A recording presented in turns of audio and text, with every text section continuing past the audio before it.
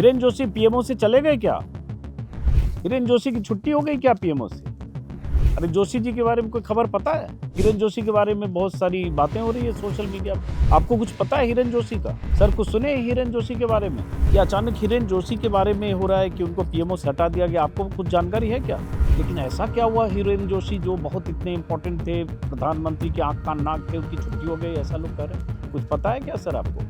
हिरेन जोशी जोशी जी के हिरेन जोशी इस तरह के फोन कल से लेकर जब मैं वीडियो रिकॉर्ड कर रहा हूं तब तक कम से कम 30-40 मेरे पास आ चुके हैं और अलग अलग जगहों से। कोई लखनऊ से फोन कर रहा है, कोई चंडीगढ़ से, कोई बॉम्बे से और दिल्ली से बहुत सारे लोग। वो लोग जिन्हें जानना है कि हिरेन जोशी का हुआ क्या है। क्या हिरेन जोशी पीएमओ से बेदखल कर दिए गए, या हिरेन जोशी से इस्तीफा ले लिया गया, या हिरेन जोशी की छुट्टी की गई तो उसकी वजह क्या है, और अगर नहीं छुट्टी की गई तो हिरेन जोशी के बारे में सोशल मीडिया पर तरह तरह की कहानियां, तरह तरह के किस्से क्यों आ रहे हैं?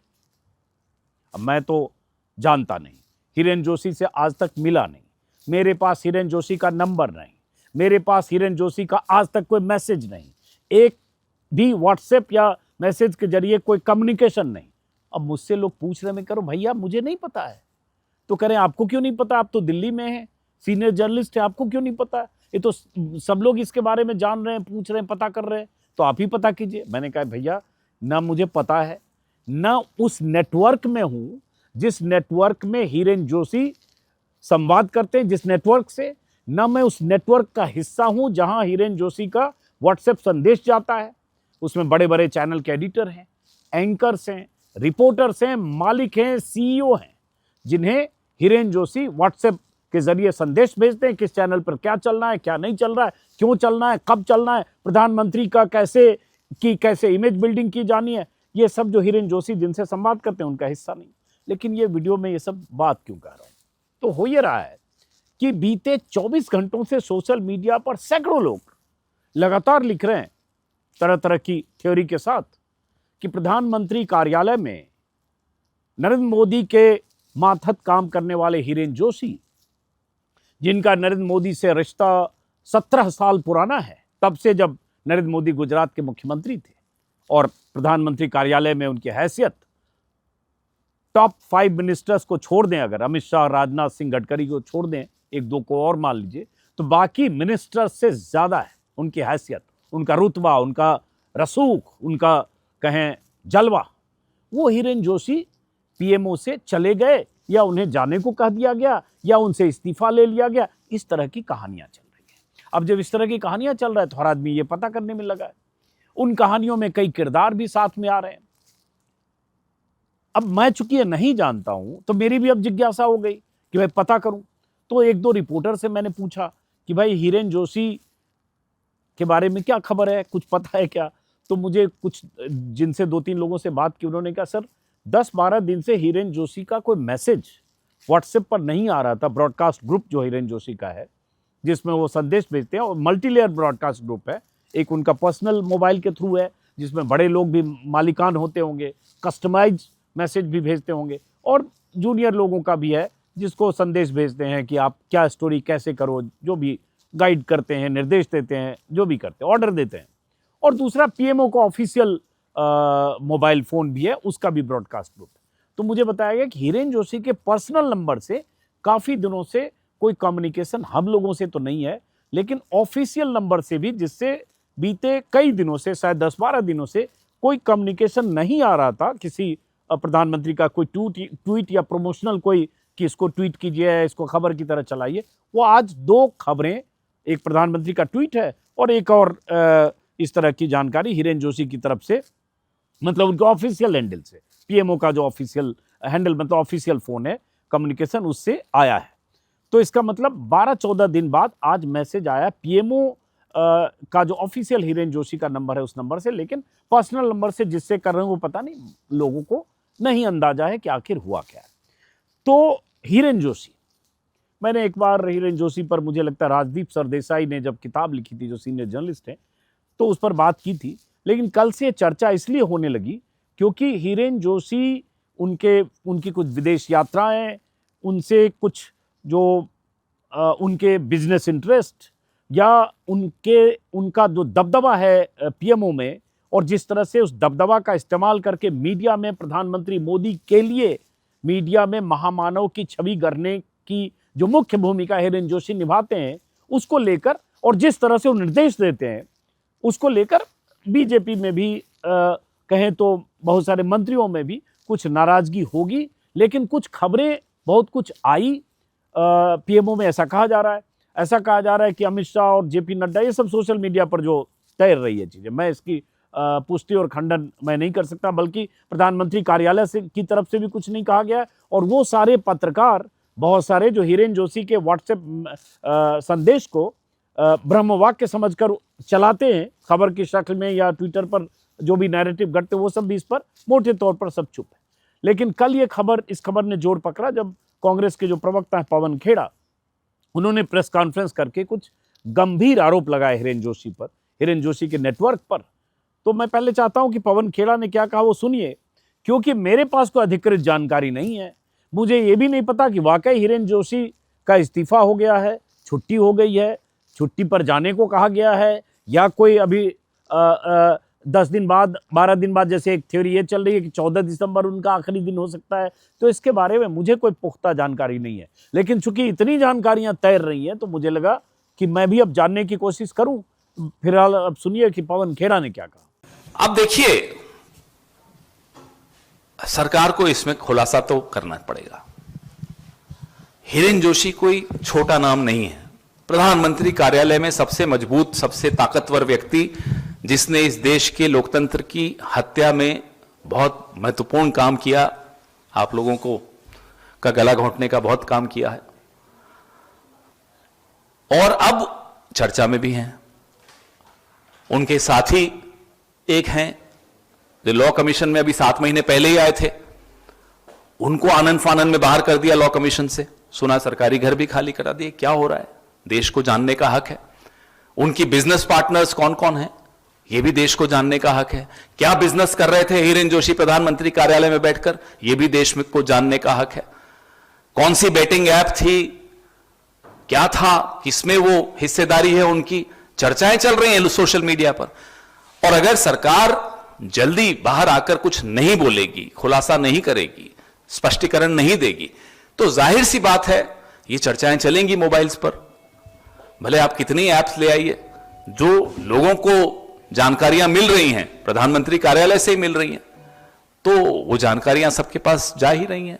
बहुत सारी सुनाए बिजनेस इंटरेस्ट हो गए इनके, विदेशों में इनके क्या लिंक्स हैं, जब विदेश यात्रा की, क्या राष्ट्र के हितों का कोई समझौता किया हिरेन जोशी ने अपने साथियों से मिलकर अमेरिका में या जहां भी गए हों, ये सारी खुलासे अब आएंगे। ये देश जो है ना, लोकतंत्र को आप इतनी आसानी से मार नहीं सकते। कोशिश बहुत कर ली आपने। अब प्रधानमंत्री के कार्यालय पे बहुत बड़ा सवालिया निशान खड़ा हो गया। एक महत्वपूर्ण व्यक्ति, उसके रिश्ते, व्यावसायिक रिश्ते, उसके निजी रिश्ते, क्योंकि निजी कुछ नहीं होता प्रधानमंत्री के कार्यालय में, क्या निजी है, सार्वजनिक ऑफिस है वो। क्या संबंध किससे हैं, उन संबंधों का क्या नुकसान इस देश को हुआ, ये पारदर्शिता से देश को जानने का हक है। और सरकार का कर्तव्य है कि पारदर्शिता से हिरेन जोशी का पूरा प्रकरण देश के सामने रखें, नहीं तो हम तो रखेंगे ही। पवन खेड़ा की इस प्रेस कॉन्फ्रेंस के बाद और सोशल मीडिया पर जैसा मैंने कहा बहुत सारे लोग जो लिख रहे हैं, उसके बाद बहुत तरह की थ्योरी चल रही है। चंडीगढ़ यूनिवर्सिटी से जुड़ी प्रो वाइस चांसलर हैं कोई मैडम, उनकी विदेश यात्राओं की चर्चा हो रही है। और इस बीच ये हुआ कि प्रसार भारती के जो मुखिया थे नवनीत सहगल, उनका अचानक इस्तीफा हो गया।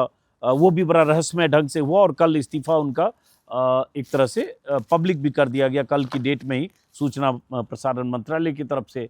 अब नवनीत सहगल जो ब्यूरोक्रेसी में रहे, IAS अफसर रहे, 1988 बैच के, यूपी में लगभग 34-35 सालों तक रहे, हर मुख्यमंत्री के करीबी रहे, चाहे मायावती हों, चाहे अखिलेश यादव हों, चाहे योगी आदित्यनाथ हों। और उसके बाद रिटायरमेंट के बाद वो प्रसार भारती के मुखिया के तौर पर, अध्यक्ष के तौर पर आए थे और उन्होंने प्रधानमंत्री मोदी की छवि चमकाने के लिए या बीजेपी के लिए एक प्रोपेगेंडा चैनल बनाने में, दूरदर्शन पहले भी था, उसमें और मल्टी लेयर, मल्टी लेवल पर काम करने में उन्होंने कोई कमी नहीं छोड़ी। लेकिन उनका भी अचानक इस्तीफा हुआ। अब इस्तीफे की कोई वजह नहीं पता, लेकिन इस्तीफा स्वीकार कर लिया गया त्वरित गति से। ये कल वायरल हुआ शाम को, जिसमें AM कुमार हैं डायरेक्टर, जिनकी तरफ से कहा गया कि resignation from the post of chairman Prasar Bharati और accordingly you are hereby relieve from the services of Prasar Bharati with immediate effect से इस्तीफा स्वीकार कर लिया गया। मतलब नवनीत सहगल ने 2 तारीख को इस्तीफा दिया, 2 दिसंबर को, और 3 तारीख को इस्तीफा स्वीकार कर लिया गया। वो आदमी जो प्रसार भारती का चेयरमैन हो, इतना पावरफुल आदमी। और उसके बाद बहुत सारे लोग इसका कनेक्शन जोड़ के देख रहे, कोई कनेक्शन है क्या। मैं फिर कह रहा हूँ, मुझे इसके बारे में नहीं पता। हिरेन जोशी एक मिस्ट्री मैन है। हिरेन जोशी प्रधानमंत्री के बेहद करीब हैं। हिरेन जोशी इतने करीब हैं कि लोग उनको आंख कान नाक समझते हैं। प्रधानमंत्री मोदी की छवि गढ़ने से लेकर, सोशल मीडिया पर नजर रखने से लेकर, चैनल पर क्या चलना चाहिए, क्या नहीं चलना चाहिए, कैसे विपक्ष के खिलाफ एजेंडा चलना चाहिए, कैसे बीजेपी के पक्ष में नैरेटिव गढ़ा जाना चाहिए, कौन एंकर प्रधानमंत्री से कब मिलेगा, किसको इंटरव्यू प्रधानमंत्री देंगे, किसको नहीं देंगे, हम जैसे तमाम लोग, कौन एंटी नेशनल जर्नलिस्ट हैं या ऐसे लोग हैं जो मोदी जी के लिए मुफीद नहीं हैं, उनके खिलाफ क्या नैरेटिव बिल्डअप किया जाए, ये सब काम एक तरह से अगर देखें सेंट्रलाइज्ड ढंग से एक कमांड के तौर पर PMO में बैठकर हिरेन जोशी करते हैं और करते रहे हैं। और अगर इतने करीब रहे, बैकग्राउंड तो उनका ये था कि इलेक्ट्रॉनिक्स में उन्होंने इंजीनियरिंग की थी, असिस्टेंट प्रोफेसर थे शायद 2008 में मुख्यमंत्री नरेंद्र मोदी से जुड़ने के पहले। उसके बाद लंबा, जैसा कि मैंने कहा, 2008 से 2025 तो लगभग 17 साल का इतना क्लोज एसोसिएशन अचानक अगर ब्रेक हुआ, मैं अगर बोल रहा हूं, तो ये क्यों हुआ। और अगर नहीं हुआ तो वो लोग जो हिरेन जोशी के मैसेज को ब्रह्म वाक्य मानकर सर्कुलेट करते हैं, या वो उसी तरह का नैरेटिव गढ़ने के लिए लगातार ट्वीट करते हैं, वो लोग ये क्यों नहीं आकर लगातार कह रहे हैं कि अफवाह है, गलत है, हिरेन जोशी वही है, कुछ हिरेन जोशी का बिगड़ा नहीं है, या ये अफवाह फैलाया जा रहा है। वही 10, 20, 25 लोग जो हिरेन जोशी के लिए दिन रात हर तरह का नैरेटिव गढ़ते हैं या इस तरह के प्रोपेगेंडा वार का हिस्सा बनते हैं, टूल किट का हिस्सा, जो हिरेन जोशी की टूल किट है उसका हिस्सा है, वही सब लोग कुछ लिख रहे होते हैं, वो लोग भी सन्नाटे में। तो इसका मतलब बहुत सारी जिज्ञासाएं हैं। अब उन जिज्ञासाओं का समाधान तभी होगा जब कुछ अधिकृत तौर पर आएगा। फिलहाल मैं आप लोगों से भी कहूँ कि मुझे फोन जो लगातार लोग कर रहे हैं कि हिरेन जोशी का क्या हुआ, छोड़ गए क्या, हटा दिए गए क्या, हैं क्या, पता नहीं, तो मुझे कुछ पता नहीं है, क्योंकि मैं उस नेटवर्क का हिस्सा नहीं हूँ। लेकिन जानना चाहूँगा, अगर आपको कुछ पता हो आप में से किसी को, तो ज़रूर कमेंट बॉक्स में लिखिए, या हमें अगर हमारा नंबर है तो बताइए, हम भी जानना चाहते हैं। जाहिर है सबकी जिज्ञासा है। तो हिरेन जोशी पर जो एक मैंने पहले वीडियो किया था, मैं चाहता हूँ, चूँकि इंटरेस्टिंग कैरेक्टर है, अचानक उनकी चर्चा होने लगी है, तो मैं चाहता हूँ, वो पुराना वीडियो है राजदीप सरदेसाई की किताब पर आधारित जानकारियों के आधार पर, तो मैं चाहता हूँ उस हिस्से को भी आप देखिए। उम्र उनकी 54 साल है। राजदीप सरदेसाई ने जो लिखा है, इलेक्ट्रॉनिक्स से इंजीनियरिंग किया है, बांसवाड़ा में कुछ दिन तक उन्होंने इंजीनियरिंग कॉलेज में कुछ पढ़ाया भी है, और उसके बाद 2008 में मोदी जी से जुड़े, जब नरेंद्र मोदी गुजरात के मुख्यमंत्री थे, और तब नरेंद्र मोदी के कम्युनिकेशन के लिए वो गांधीनगर में CM हो गए, मुख्यमंत्री कार्यालय। और उस समय फेसबुक, ट्विटर भारत में नया नया आ रहा था, पॉलिटिकल पार्टीज़ के लोगों को, नेताओं को तो उसके बारे में ज़्यादा पता भी नहीं था।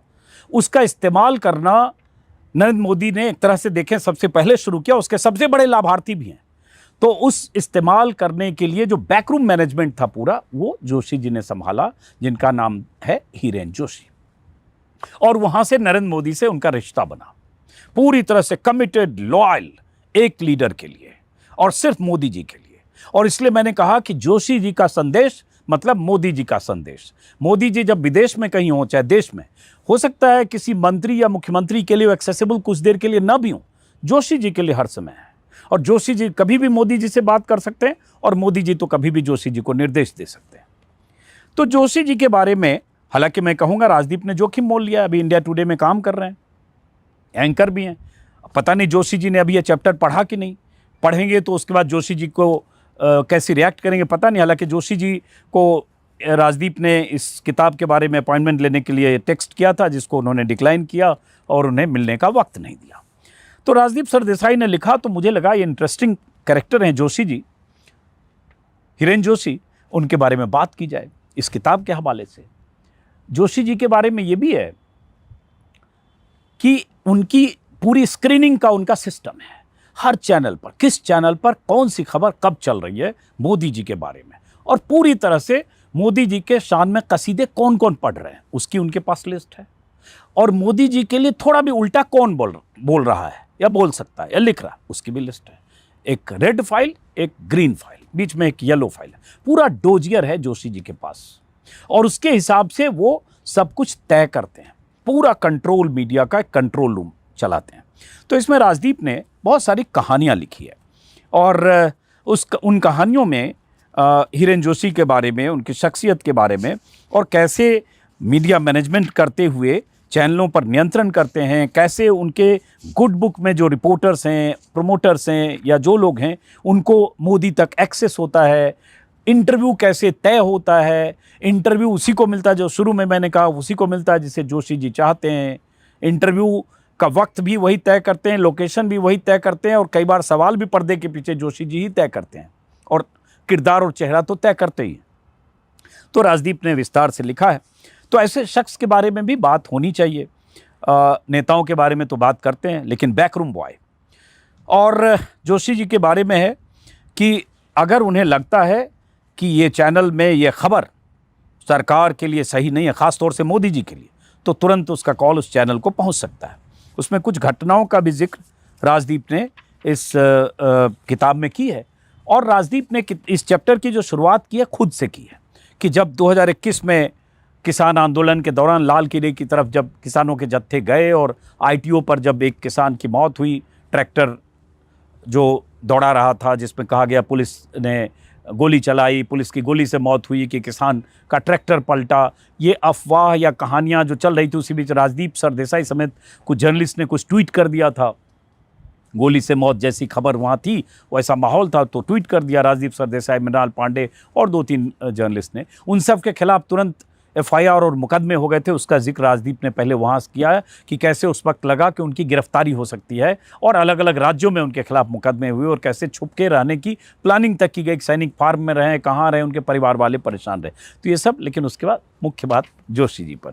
जोशी जी के बारे में थोड़ा अंदाज़ा या थोड़ी जानकारी मुझे भी है, लेकिन इस किताब में जो है, जैसे इंटरव्यू को लेकर ख़ास तौर से हम लोग बार बार ये कहते हैं, हम सब लोग जानते हैं 10 साल में मोदी जी ने प्रेस का सामना प्रेस कॉन्फ्रेंस करके नहीं किया। अब तो 10.5 साल हो गए, और कहीं भी किसी प्रेस कॉन्फ्रेंस में ऐसा मौका प्रधानमंत्री के तौर पर उन्होंने नहीं दिया कि आप सीधे उनसे सवाल पूछें, जबकि ये इस मामले में इकलौते प्रधानमंत्री हाँ इंटरव्यू देते हैं, चुनिंदा, और वो किसको कब इंटरव्यू देंगे वो जोशी जी तय करते हैं।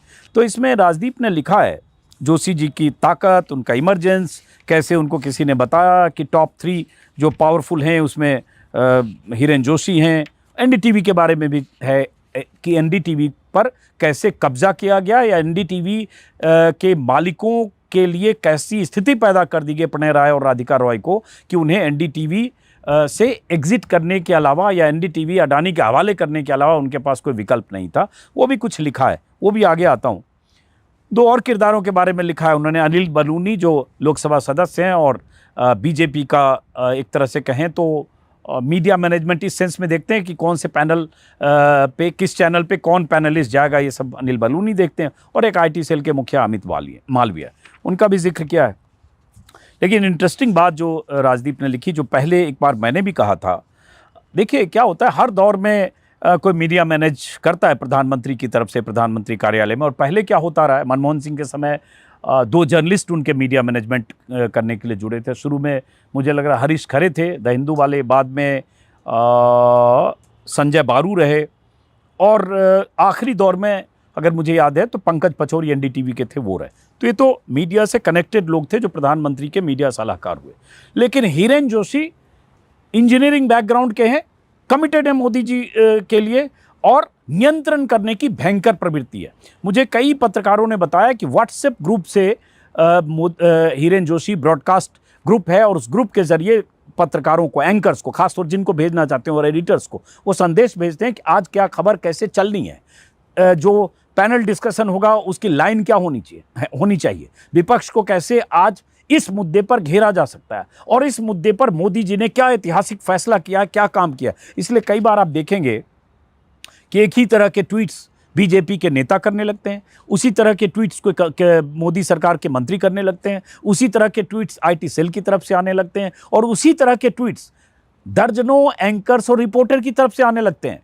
और आपको समझ में नहीं आएगा कि एंकर रिपोर्टर के ट्वीट और आईटी सेल के ट्वीट और नेता बीजेपी नेता के ट्वीट में समानता क्यों? दरअसल ये हिरेन जोशी की तरफ से जाता है व्हाट्सएप पर, और वो मोदी जी की शान में ही होता है। जैसे मोदी जी विदेश में 5 दिन से अचानक आए, सीधे सेंट्रल विस्टा पहुंच गए विजिट करने, या सीधे पार्लियामेंट पहुंच गए, तो तुरंत 50 पत्रकार और 500 नेता लिखने लगेंगे कैसे अथक नहीं थकने वाले हमारे देश के लीडर हैं, उतना काम करके आए वहाँ से, इतनी लंबी यात्रा, 25 घंटे की हवाई यात्रा, और सीधे अपने कर्तव्य पथ पर पहुँचे, एक साथ आता है। ये सब जोशी जी मैनेज करते हैं। तो जोशी जी का काम है कि मोदी जी की छवि महामानव की तरह बनाए रखो, मोदी जी की महिमा में जितना महिमा में विस्तार हो सके, जितना महिमा गाथा की गान हो सके, वो करते रहे। इसलिए वैसे लोगों की लिस्ट उनके पास है, और वैसे लोग लाभार्थी हैं, जोशी जी के कृपा पात्र भी हैं। उसमें यह भी होता है, राजदीप ने नहीं लिखा है, लेकिन यह भी होता है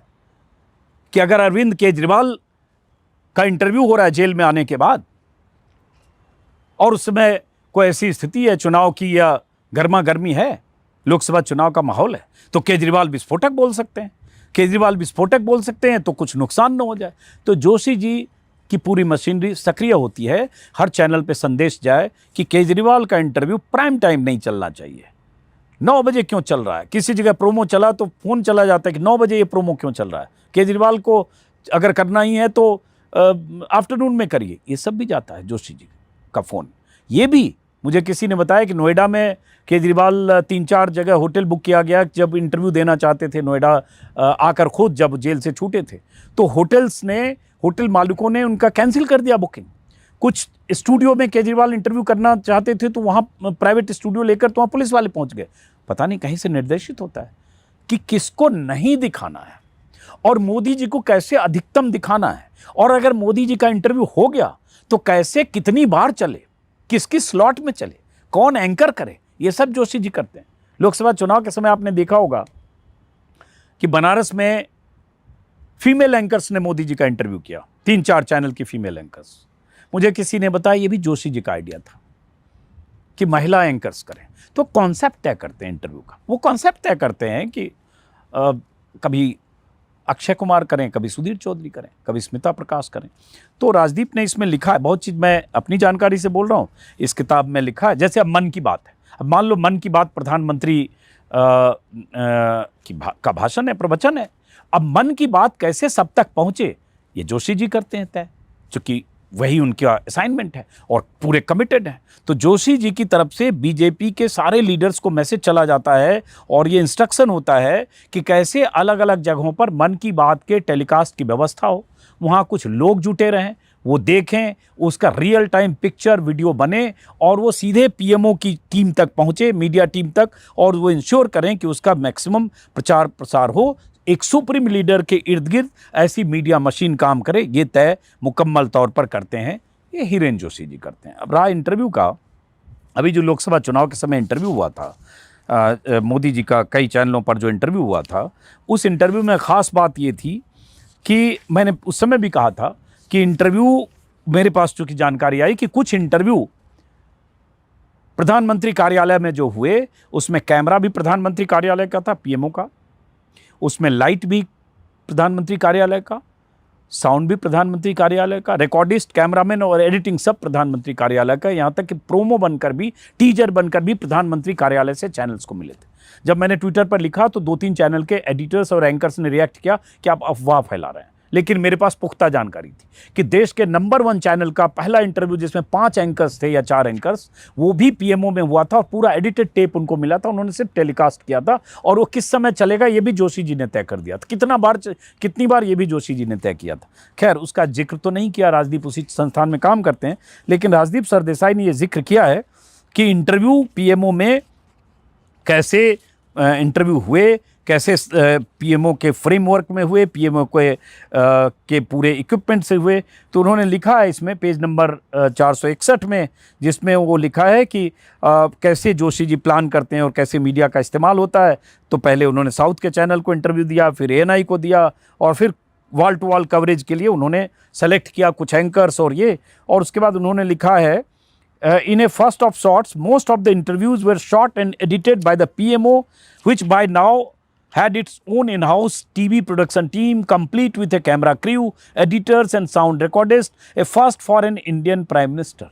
मतलब पहली बार है कि कोई प्राइम मिनिस्टर के पास पीएमओ में camera crew, production team, editors, recordist की टीम है और सब कुछ वहाँ होता है। इसमें किस जर्नलिस्ट को कोट करते हुए राजदीप ने लिखा है, this is like a show being produced and directed by the PMO with only one shining star and the anchors are simply there as sidekicks. मतलब कि पीएमओ ऐसा लग रहा है जैसे ये शो जो था directed and produced by PMO था, एक शाइनिंग स्टार को केंद्र में रखकर वो मोदी जी हैं। और हर इंटरव्यू का ऑब्वियसली टोन तो तय करते ही हैं, सवाल क्या पूछा जाए ना पूछा जाए उससे डिस्कस भी होता होगा। कई बार ये कहा जाता है जो अखबारों में इंटरव्यू होता है वो भी पहले जाता है और रिटर्न आ जाता है। अब होता यह है कि इसलिए प्रधानमंत्री के इंटरव्यू में बड़े गुडी गुडी सवाल भी आप देखेंगे। राजदीप ने उसका भी जिक्र किया है कि 80 इंटरव्यू हुए उस दौरान, 80 इंटरव्यू में एक भी इंटरव्यू में मणिपुर में 200 लोग तब तक मारे जा चुके थे, उसके बारे में एक भी सवाल नहीं किया गया। चाइना का जो लद्दाख इलाके में स्टैंड ऑफ है, जो कहा गया कि कुछ नो मैंस लैंड, कुछ इलाके में चाइना की घुसपैठ रही, जो बीच के इलाके थे डेप्सोंग और उस इलाके में पैंगोंग लेक के इलाके में जहां डिसएंगेजमेंट की बात अब हो रही है, उस पर एक भी सवाल मोदी जी से नहीं किया गया। अडानी के मामले में कुछ सवाल दिखावटी रस्म अदायगी के तौर पर किया गया, लेकिन कोई भी उसमें काउंटर सवाल नहीं था। और सवाल गुडी गुडी वही थे कि सुप्रीम लीडर, कैसे आपके बिना भारत विकसित भारत हो नहीं सकता, और कैसे मोदी जी महान हैं और उनकी ऊर्जा कितनी है, एनर्जी कितनी है, आप जैसा ऊर्जावान कोई पीएम नहीं दिखा। इस तरह से सारे सवाल पूछे गए। इसका भी जिक्र राजदीप ने किया है। तो मैंने कहा कि जोशी जी के बारे में बोलना, जोशी जी के बारे में लिखना, जोशी जी के बारे में कोई किताब में जिक्र करना, ये पहली बार हुआ है।